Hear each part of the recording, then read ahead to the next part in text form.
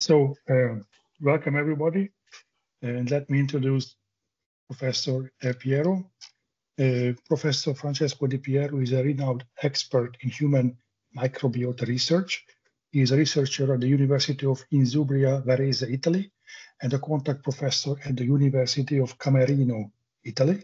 He also serves as president of the Microbiota International Clinic Society, that is based in Turin. Professor Di Pierro holds several leading scientific positions, including Scientific Director of Microbiota Lab in Cremona, Scientific and Research Director at Bolswaleha Research and Farm Extracta in Italy. Additionally, he is Editor-in-Chief of NutraFoods and Academic Editor for Microorganisms, which is based in Basel, Switzerland. Professor Di Pierro has revolutionized nutraceutical and microbiome science. That is somebody else.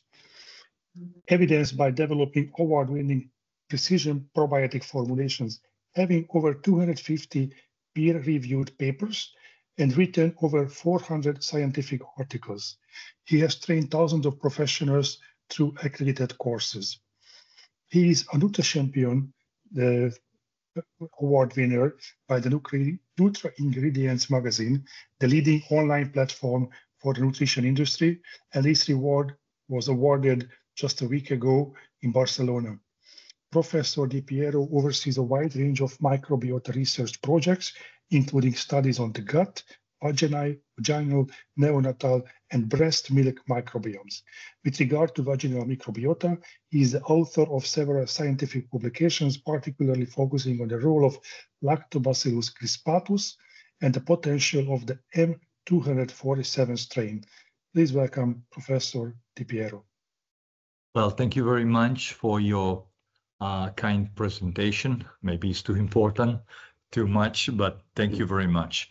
This first lesson will be about the importance of the species Lactobacillus crispatus inside the community of bacterial cells that we call vaginal microbiota. Of course, this explanation will try to make a direct comparison between this fantastic species, Lactobacillus crispatus, versus all the other species of Lactobacilli that normally could take part in the vaginal environment.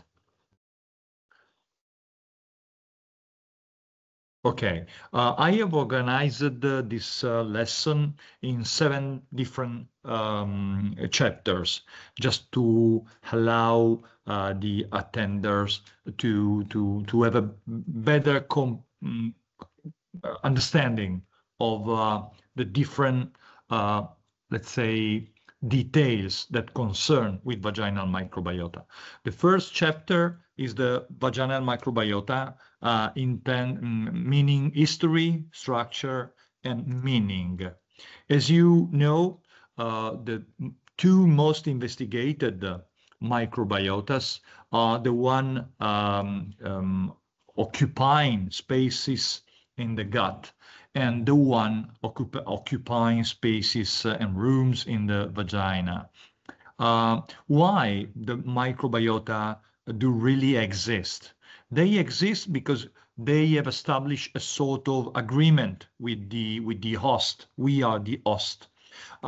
We become the home for such a bacterial community, and they in turn would provide us with some beneficial effect. So the gut microbiota take home inside me, inside you. We are the host, they are the guest, and they manufacture for us vitamins. They help us in terms of immunotraining and T helper polarization. They take part in the enterocyte feeding. They provide us with some more calories, and they create also a direct connection with the brain, what we call the gut-brain axis. The same happen for vaginal microbiota.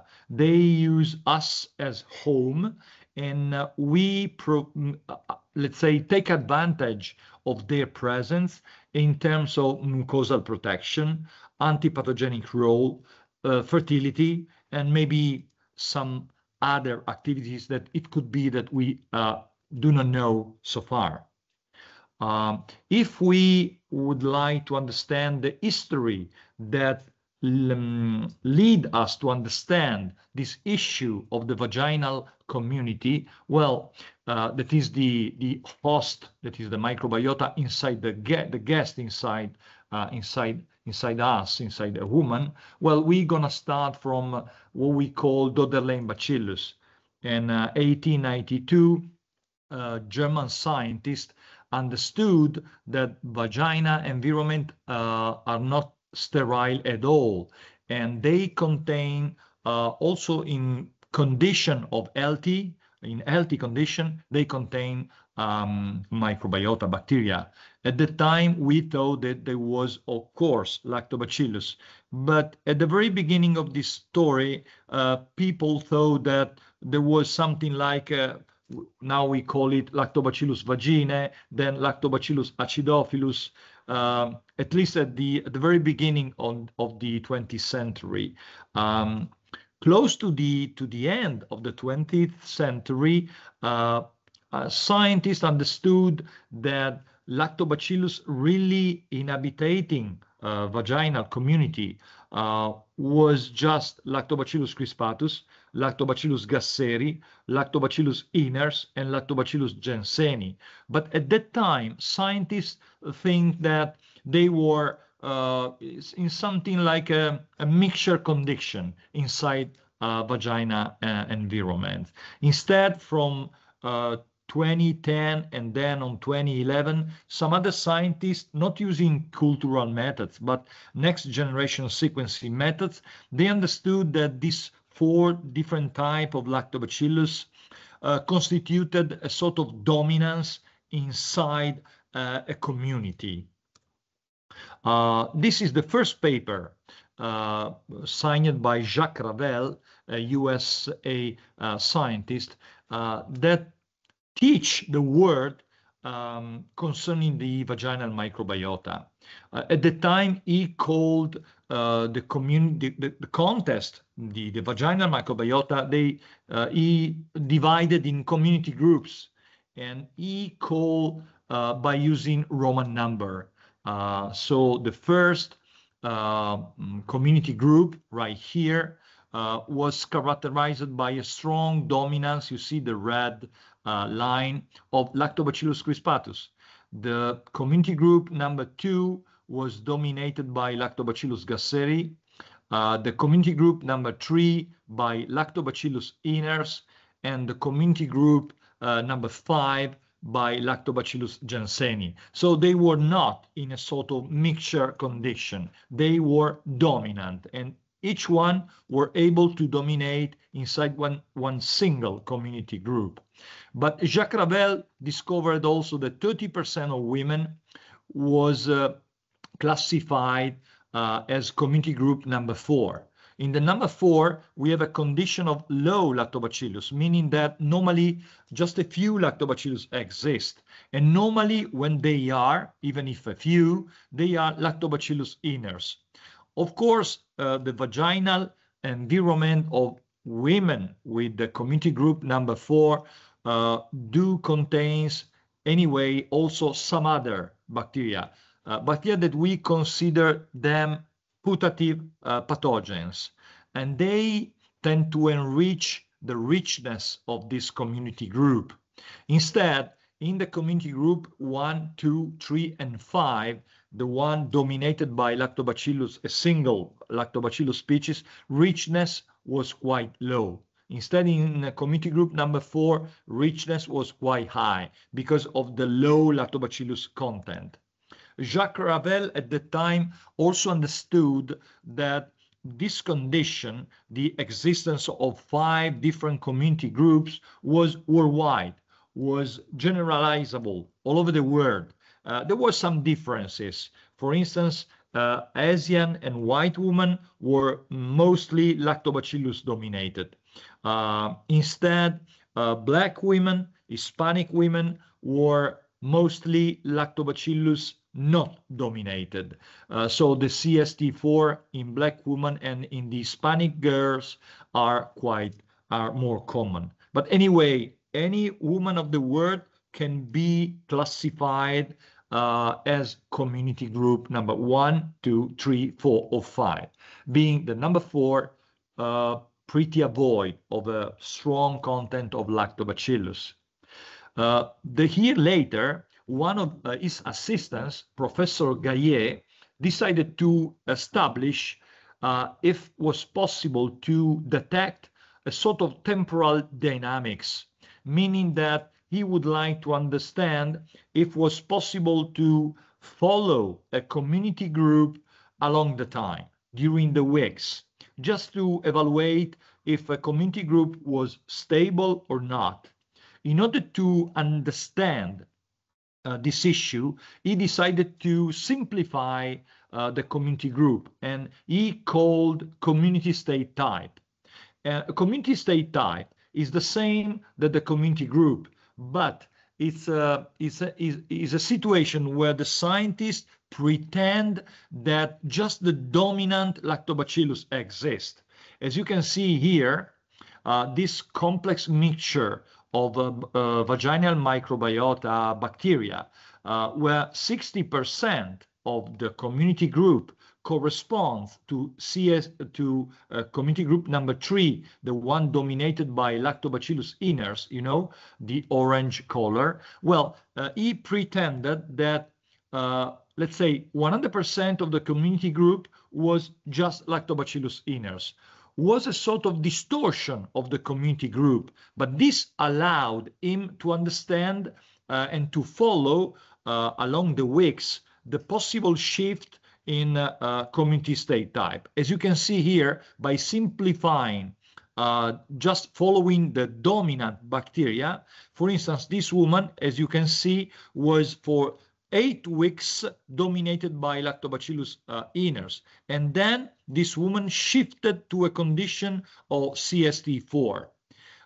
You know, in the upper part of this figure, it's not easy to understand what's going on. But if we follow just this simple line right here, we can understand that in the first 2 months, this woman was dominated by iners, was a CST III, and then he shifted to CST IV. And we look for what happened here to change, to shift the community group. For instance, this occurred because of an antibiotic therapy.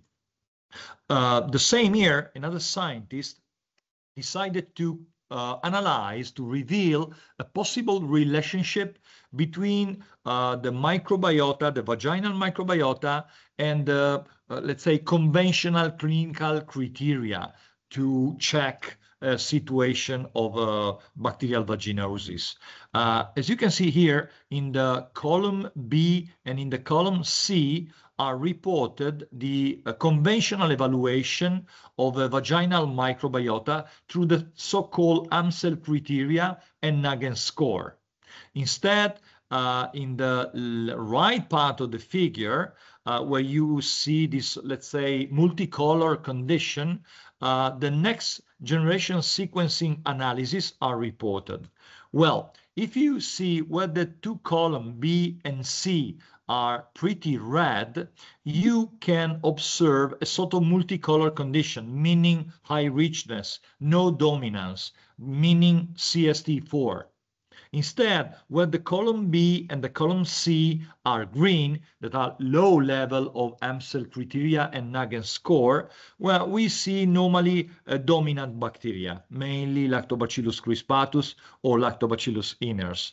This picture allows us to understand that condition of high richness and no strong dominant lactobacillus corresponds to what is expected to be a vaginal disease. Instead, when we have a domination of some lactobacillus, this normally is concerned with an healthy vaginal condition. Now, due to thousands of papers published in the last roughly 15 years, now we know that we can classify every woman of the world along according to the community state type classification. And when we have a community state type number 1, we have a dominance expressed by Lactobacillus crispatus and a very low biodiversity. Then we have the community state type 2 and 5, where the dominance is expressed by Lactobacillus gasseri and jansseni, and biodiversity is not very low, but is anyway low, so quite good as well. Then we have the community state type number 3, where the dominance is expressed by Lactobacillus iners, and the biodiversity is an intermediate in terms of something between in the middle, between very low and being high biodiversity. Then in recent years, the CST IV has been divided in A and B.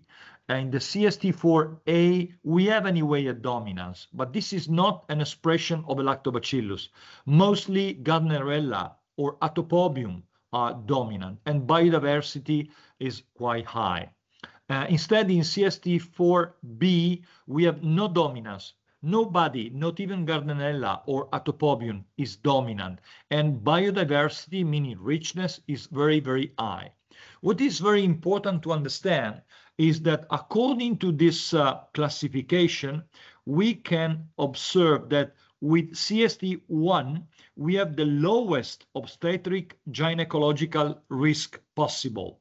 And with Gasseri and Jansseni, this obstetric gynecological risk tend to rise up just a bit, reaching a medium level with Lactobacillus iners and being the highest possible according to the CST IV A and B. So this means that a woman is strongly protected by infection or by any other type of gynecological problem in case she has a dominance of Lactobacillus crispatus and a very low biodiversity.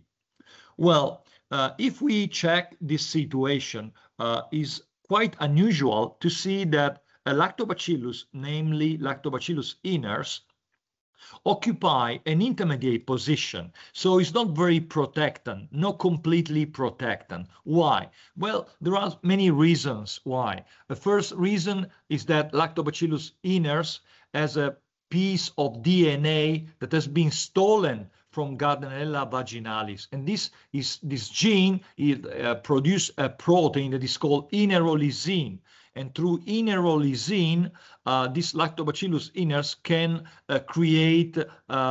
can release this toxin that is able to create pore holes in the membrane of the cell, and through this pore, this Lactobacillus iners, let's say, heat the inside of a cell, behaving like pathogenic bacteria. Then, if we check the number of genes present inside a Lactobacillus iners, well, we see that they are 50% less than the one that we observe in Lactobacillus crispatus. This means that Lactobacillus iners need to stay inside a very diverse community, because his low content in terms of DNA do not allow him to live alone as a real dominant bacteria. And then the last, maybe the worst, Lactobacillus iners differentially activate roughly 10% of its genome. If is along with other pathogenic bacteria, normally activate a portion of its genome that allow him to behave as a putative pathogenic bacteria. Said that, this means that according to the different community state type from 1 to 4b, well, we observe a parallel increase in terms of frequency of the pathological manifestation. This means that from an epidemiological point of view, the more you are CST1 and the less you are CST IV-B, the more you are fertile. The less you risk preterm birth, the less you have genitourinary syndrome, and the less you can have infection from bacteria, like bacterial vaginosis, aerobic vaginitis, from viruses like HPV or HIV, from protozoa, and from bacteria provoking bladder infection. Also in case of fungi, the issue that dominance of Lactobacillus crispatus protectus is real, but it is not as strong as for any others microorganism. Let's say that so far this correlation, meaning be a CST1 and having a very low risk in terms of disease and any other problems concerning gynecology, is a simple association, or someone has, let's say, start to ask if there is also a sort of causative relationship. Well, so far scientists think that CSTs can be considered just a real risk factor, like, I don't know, high level of cholesterol in your blood in terms of heart attack, for instance. Let's say a sort of risk factor, but maybe more than a simple risk factor. But there are at least 2 studies that have recently explained that maybe there is something more than a simple risk factor. For instance, vaginal transplantation from women being CST1 to women being CST4 affected by untreatable bacterial vaginosis, well, cured definitely most of these women simply by transfer the vaginal microbiota, being the donor Lactobacillus crispatus dominated. And this other paper explain us that through the transplantation of vaginal secretion to a woman who presented being desperately to the emergency room in Copenhagen some years ago. She was desperate because of vaginal infection and continuous miscarriage. Well, the transplantation from CST1 donor produced immediately vaginal eubiosis, and 14 months later, the birth of a healthy baby boy. So these last 2 papers, let's say, tend to explain us that maybe there is something more than the simple relationship between vaginal microbiota and healthy condition. Second chapter, females of mammals, primates and humans. I mean, all animals have Lactobacillus species. This is a question. It's a clever question, and the answer is very unusual. No, just women of the human species have Lactobacillus. The other animals, even our cousin, I'm talking about the primates, they have no Lactobacillus. We have 3 hypotheses explaining why just women have Lactobacillus in their vaginal environment. We call it reproductive phase hypothesis. You know, estrogen feed continuously Lactobacillus. In animals, this doesn't occur, just few weeks in a year. Then the disease risk hypothesis, you know, frequent sexual intercourse occur just in a human being. And Lactobacillus can, let's say, produce protection from infection. And then the obstetric protection hypothesis due to infection caused by, possibly by delivery. And also in this extent, Lactobacillus can provide protection. So this could mean why just women of the human species have Lactobacillus. Next question could be, well, where vaginal Lactobacillus came from? And the answer is, again, very unusual. They come from cheese. If we take a look at the comparative genomics of the whole Lactobacillus genus worldwide, we found many groups of Lactobacillus. The most important one, at least for this lesson, is the so-called Lactobacillus delbrueckii group. Because if we enlarge this orange cluster of Lactobacillus? Well, just here inside we can find, you see, Lactobacillus crispatus, Jenseni, Gasseri, and Iners, meaning the 4 Lactobacillus really inhabiting the vaginal microbiota. Well, this 4 Lactobacillus belongs to the Lactobacillus delbrueckii group. And Lactobacillus delbrueckii is the typical bacterium involved in milk fermentation and in natural ripening of cheeses. So the vaginal microbiota are inside the vaginal environment just of the women, of human beings, because human beings started some long years ago in ripening cheese for food, as a food. If we evaluate the, let's say, the date of born of the different bacteria inhabiting vaginal microbiota, well, we see that the average time for having the first of these bacteria being Atopobium vaginae, well, is 800,000 years. This was followed by Gardnerella vaginalis during the evolution of bacteria, and the date is 180,000 years ago. Then later on, Lactobacillus start to occur. And if you take a look at the arising date for Lactobacillus crispatus, this corresponds, is about 30,000 years ago, you see. Well, this corresponds roughly with the arrival of the human being in Europe and the starting point for ripening milk and cheese. So after eating cheese and this Lactobacillus delbrueckii colonizing the human gut, well, some of these bacteria has moved into vaginal environment, changing themselves in Lactobacillus crispatus. This is the real origin of such a Lactobacillus. Third chapter, why Lactobacillus protect, and why in many cases community state type number 4 can be asymptomatic. So not always the CST IV women are symptomatic, are affected by symptomatic disease. Well, why? And the third question is, what makes Lactobacillus crispatus different from any other types of Lactobacillus, so that we say that the more you are dominated by Lactobacillus crispatus and the more you risk to be healthy?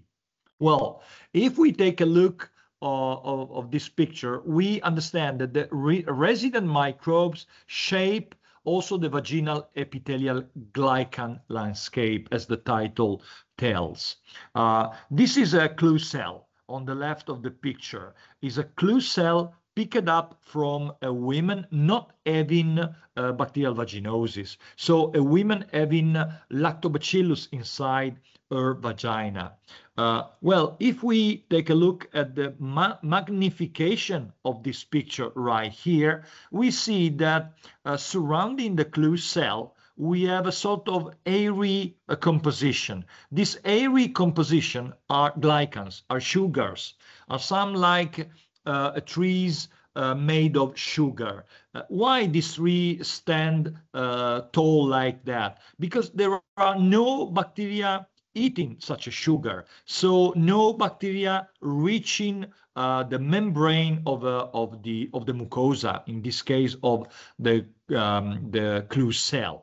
Instead, this picture has been taken up from women having bacterial vaginosis. This is once again a clue cell. You see many other bacteria, not Lactobacillus, so very high richness condition. And if we take a look at this magnification, we see that the trees made of, as I said before, of sugars are not present.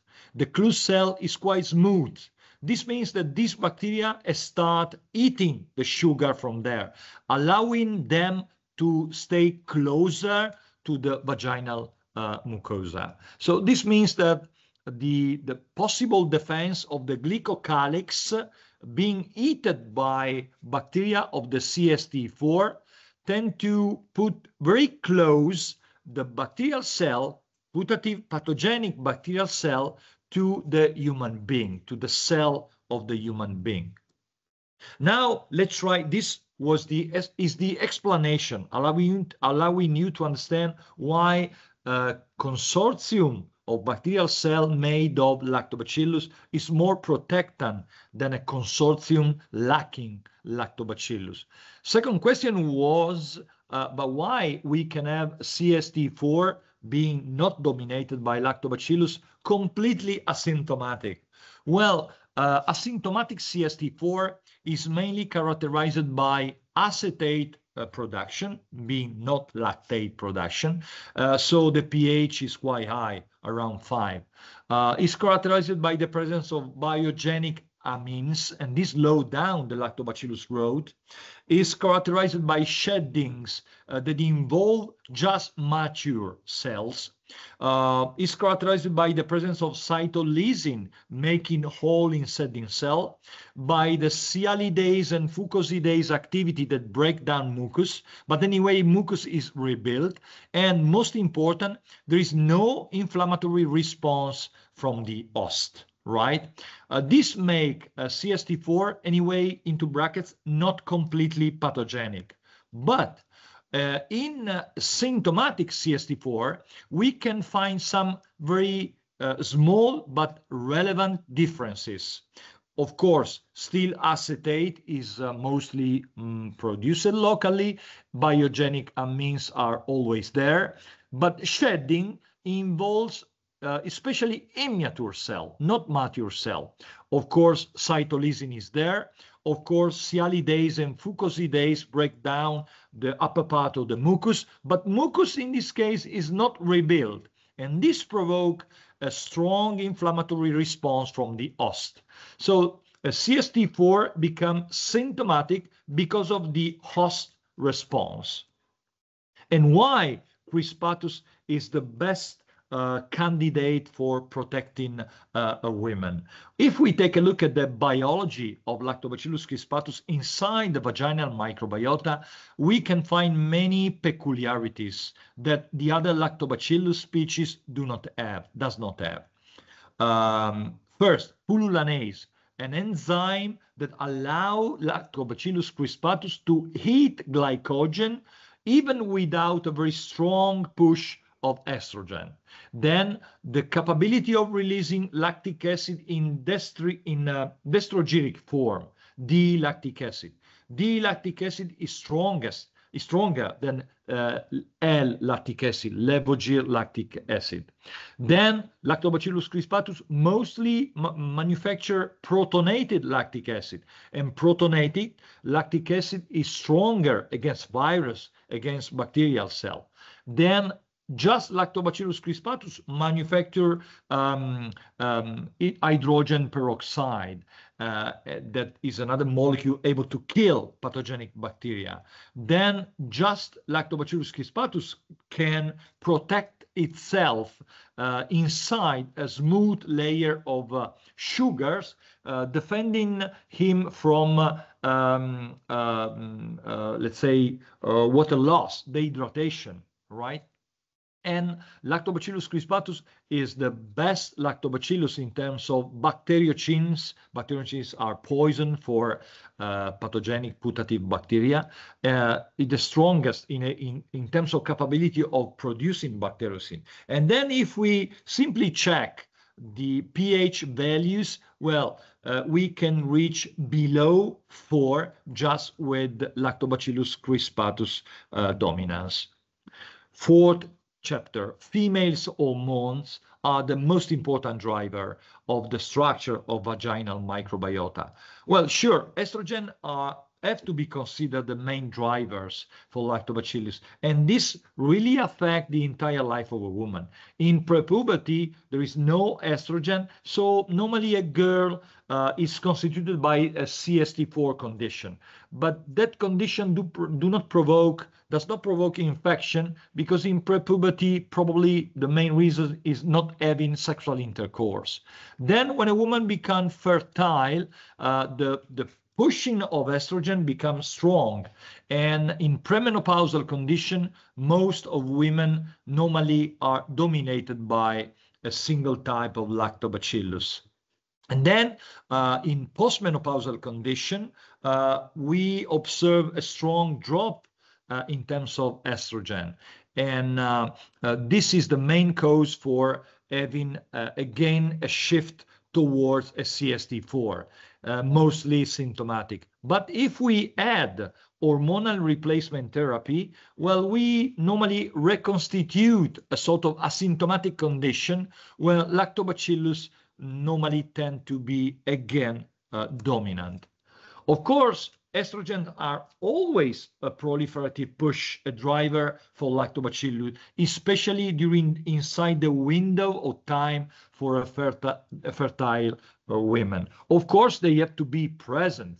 If you take a look at this picture right here, this is a woman dominated by crispatus. The red line identify the dominance of Lactobacillus crispatus. When there is the menses indicated by these red dots, of course, and the estrogen just a bit dropped down. Of course, Lactobacillus crispatus is not strongly dominant, and some other bacteria can occur. They eat the inside of a red cell, for instance, and because of that, they can become growing. But anyway, a woman being a CST1, you see, is quite stable.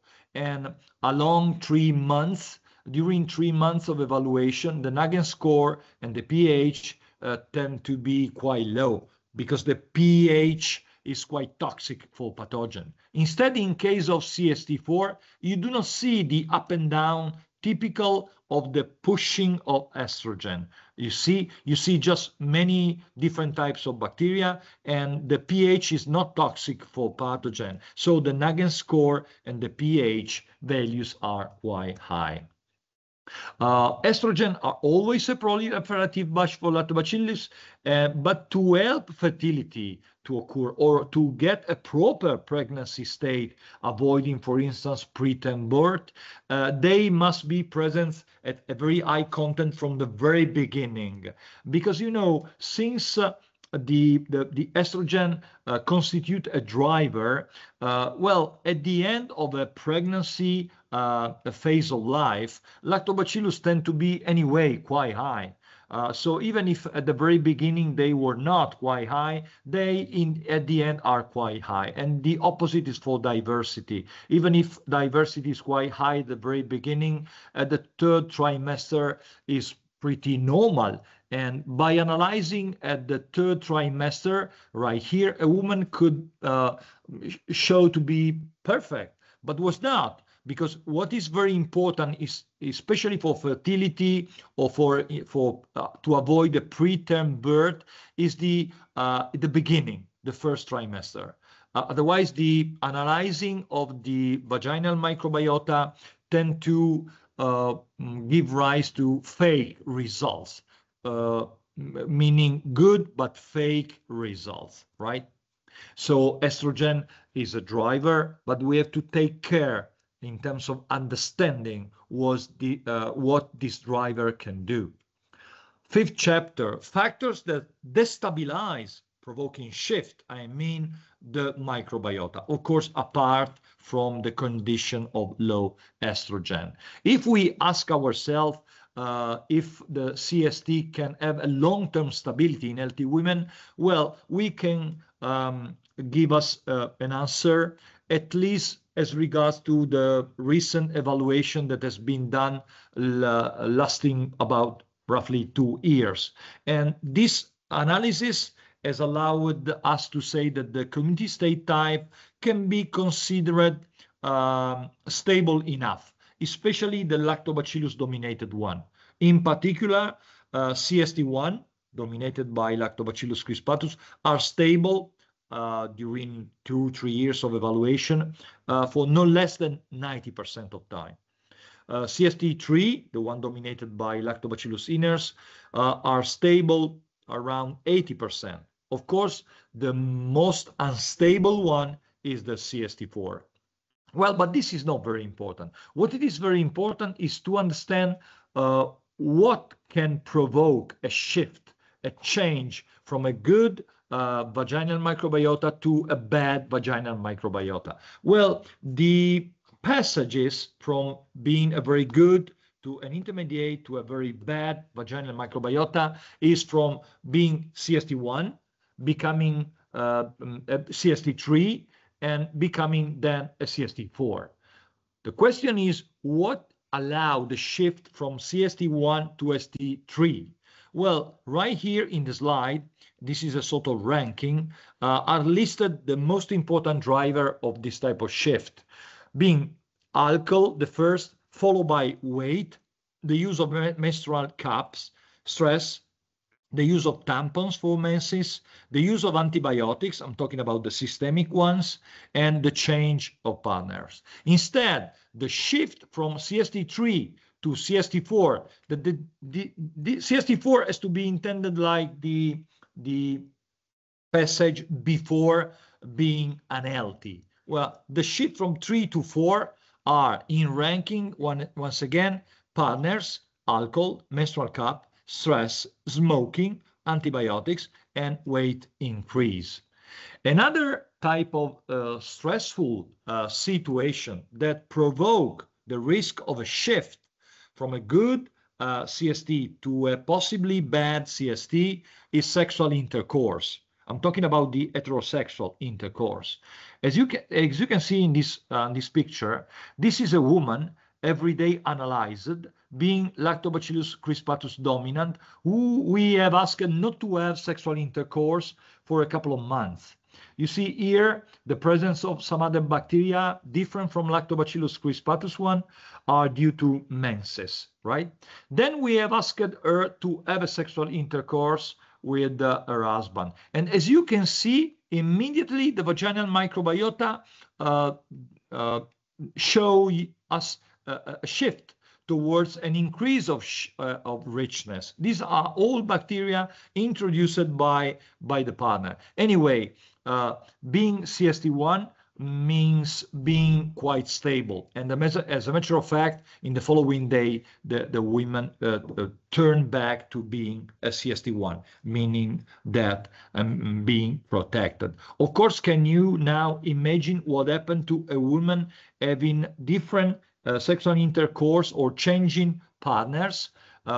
If this is true, you can easily understand that this can provoke a shift to an unstable microbiota. Of course, in terms of sexual practice, the homosexual sexual intercourse, meaning women along with women, is worse because the two microbiota, they look alike. So looking alike, they are more prone to possibly change from a good condition to a bad condition. Another issue that changed a lot the microbiota towards bad condition is the use of antibiotic. The use of antibiotic tend to change commonly the microbiota to CST4. As you can see here, green means enrollment, women with bacterial vaginosis. Of course, they are not dominated by Lactobacillus, but they are CST4. You see a lot of different types of pathogenic bacteria inside their vagina and possibly some Lactobacillus inners.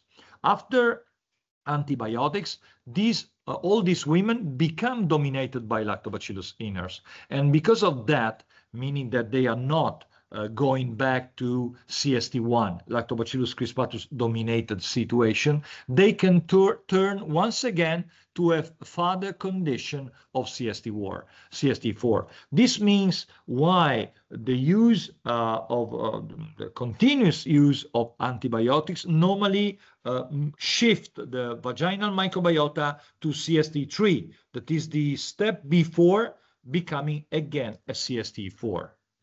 The understanding of the vaginal microbiota allow also to imagine what happened inside the bladder.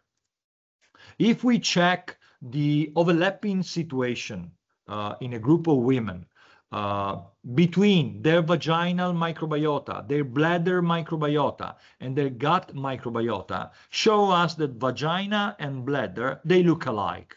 Instead, the gut is completely different. This means that the two are partially overlapping and affect one each other. If we evaluate the urobiome, meaning the dominant bacteria inside the bladder, we found again what we have seen before. There are some women having Lactobacillus as a dominant bacteria in the bladder, some other having Gardnerella or Streptococcus, or for elderly, especially Escherichia, resembling to us, remembering to us the condition of aerobic vaginitis. This means that the bacteria that we found as a dominant bacteria in the bladder are corresponding to the one that we normally found inside vagina. This means that the two overlaps, the two microbiotas tend to communicate. But another strong explanation that say that vagina and bladder inside the same woman are talking one each other can be observed by evaluating the Lactobacillus content inside the bladder microbiome in women. So we are talking about the Lactobacillus percent content inside the bladder. And you see, just in young women, we can have in the bladder Lactobacillus. But the more they lose from their vagina, the more they lose in their bladder microbiota. Once again, if we check the temporal dynamics in adult female lower urinary tract microbiota, we see the same up and down that I have shown you before when we have checked the inside of vagina. These are bladder. As you can see, 90% of time there is blue as a dominant color, and blue means Lactobacillus. And then in situation where there is a sexual intercourse, a menses or a sexual intercourse, you see what happened, the same thing that occur in the vagina occur in the bladder, meaning that some other bacteria are driven inside, coming from the vaginal context. And again, what we have told before concerning the CST IV, this is the bladder microbiota of a woman being a CST IV. As you can see, exactly as we have seen inside vagina, there is no dominant bacteria, many type of bacteria, and then you do not see any more menses or sexual intercourse, because the situation is confused by a very high richness of different type of bacteria. But the best demonstration that vagina and the bladder in a woman, they look alike, is the analytical check after the use of antibiotic for a vaginal infection. As I told you before, the use of antibiotic provokes a shift from towards the CST III, meaning that all women become dominated by Lactobacillus iners. That is the step before being a CST IV and then an healthy condition. Well, also in the bladder, if we use antibiotics for vaginal infection, you see acute bacterial vaginosis. Well, after metronidazole for bacterial vaginosis, the bladder is dominated by orange. Once again, Lactobacillus iners. So this means that the vagina can be used also to check the condition of the bladder, but also to treat possibly the microbiota of the bladder in a woman. Last chapter, precision bacterial therapy with Lactobacillus crispatus. Of course, all the things that I have said to you, let's say, allow us to understand that the best possible therapy should be the one exerted by probiotics constituted with Lactobacillus crispatus, because from an epidemiological standpoint, the Lactobacillus crispatus dominance is the best in order to keep healthy condition for a woman. Well, but the story of the probiotic therapy is quite long before arriving to the concept of Lactobacillus crispatus. And this story tell us that for many years we have approached the Lactobacillus therapy by using unusual for the vagina environment species like Rhamnosus, Reuteri, Fermentum, Plantarum, or Acidophilus. Well, if we check the ability of real vaginal lactobacillus or not real vaginal lactobacillus inside a vaginal contest, well, we see that Lactobacillus crispatus, if you see the blue line, meaning a vaginal fluid, well, is able to grow quite in an overlapping way, like in a lab. Lab is the red line. But if we check, for instance, Lactobacillus acidophilus or Lactobacillus fermentum inside vaginal fluid, they are not able to grow up at all. Instead, they are able to grow up in a Petri capsule, meaning in a lab where the researcher give it to heat a lot of glucose. But vagina is a different type of environment. It's not a lab. And inside vagina, just the vaginal lactobacillus can grow quite well. And as a matter of fact, many scientists, since I would say about 10 years ago, have started to say that if we want to put the right bug in the right place, well, we have to use Lactobacillus crispatus, and this has to be administered directly inside the vagina environment. This, of course, is an approach that allows us to say that the best probiotic possible belongs to the species Lactobacillus crispatus, and the possible treatment could be a local treatment, meaning the insert inside vagina. According to the European law, this cannot be done, or this cannot be declared. Of course, a medical doctor could say to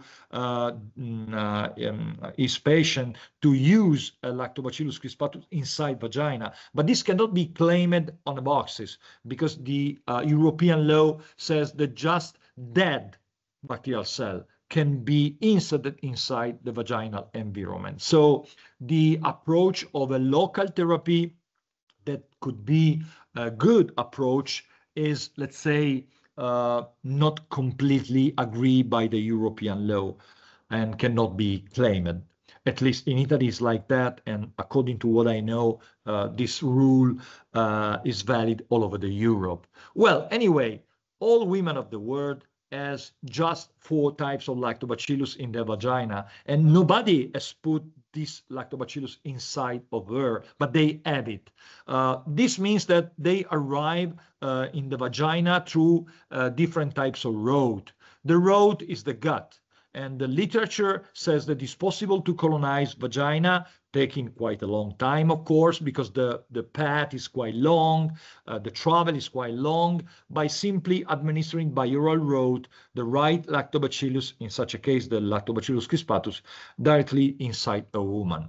And as a matter of fact, papers say that there is a direct microbial translocation between rectum and vagina. There is a sort of sharing of bacteria between rectum and vagina. And this is perfectly safe.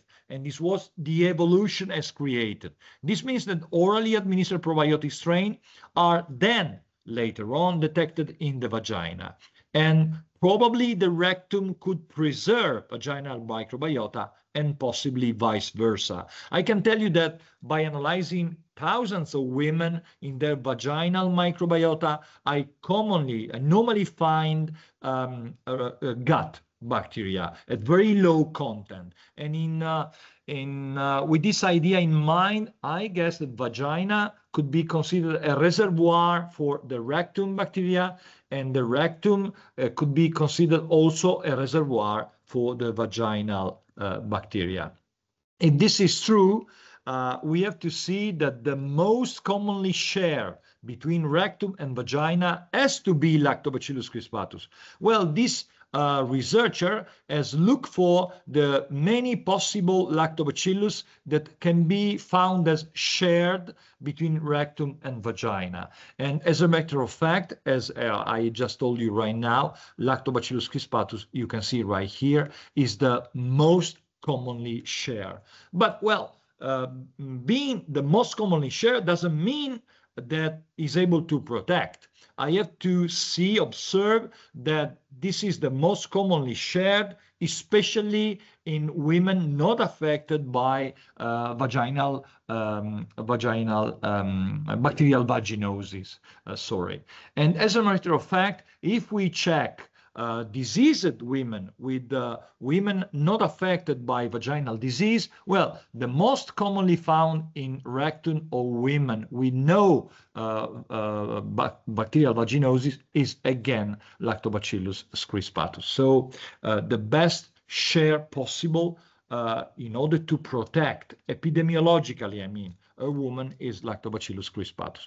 And the next question could be, how long does it take to colonize, exploiting the rectum vaginal sharing when it is administered from the mouth? Well, I would say, as these papers significantly say, no less than 5 weeks.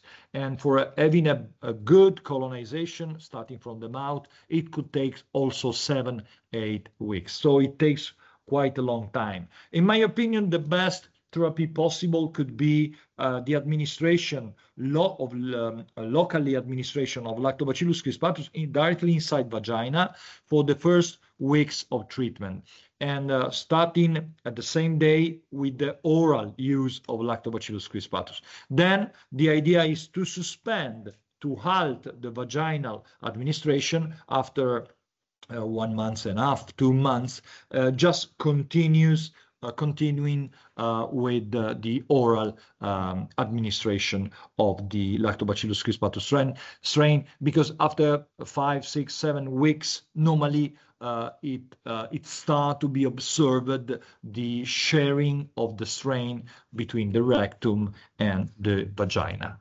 Well, I really hope to be precise with this presentation, and if you have any question, please do not hesitate. Okay, thank you, Professor Di Pierro. Here, I give the opportunity to anybody who would like to make a question, please.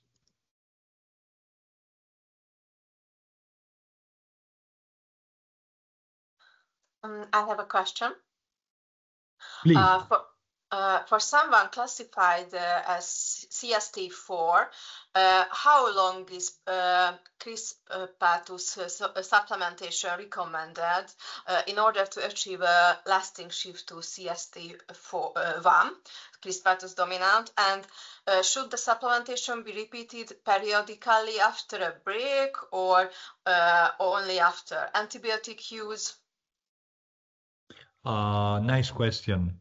First of all, in my experience and in the experience of the one like me that commonly treat women with Lactobacillus crispatus strains, I have unfortunately to say that it's not possible every time to get a colonization. This means that the better would be to have different type of strains available, because could be that some strain work quite well in a woman, but maybe not quite well in another woman. Of course, the best still remains to add a Lactobacillus crispatus strain, but I don't want to say that having in your hand a Lactobacillus crispatus strain directly correspond to the possibility of treating with the 100% success all women, because this is would be a fake news. Said that, I would say that starting from a condition of CST IV, we have observed, and the papers normally describe is something like that, a 50% colonization effect after no less than 3 months of oral administration of the strain, and with the first month with a co-administration even by local route, meaning that the first month you use the product both by mouth and both by administering inside vagina. And then you keep on working with the following 2 months. If you do like that, you can have a success around 50% of women. If you keep on working on women not having a shift to CST1 after this trimester, well, if you prolong the treatment to 2 trimesters, meaning 6 months, you can increase the colonization and the success about 75% of women. We have seen that the more you treat, the more you have the chance to get a woman colonized by Lactobacillus crispatus, but we have seen that there is no chance at all of colonizing 100% of women. The best so far is to reach a 70% colonization. At least this according to the use of a single strain. I, especially myself, we are looking for other strain in order to have 2, 3 more strains in order to shift from one strain to another one in case the first strain do not exactly and precisely colonize a woman. This has not to be considered unusual. Even with vaginal secretion transplantation, you cannot get 100% of colonized women, and you need to change the donor.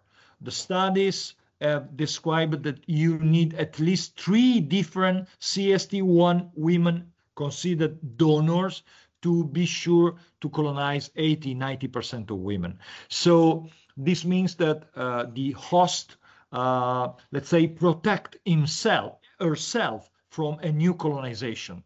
And just let's say a stressing treatment has the best chance to get colonized women, to get colonization. Sorry for this long answer, but your questions were really nice, and I needed to explain well my point of view. Thank you. Welcome.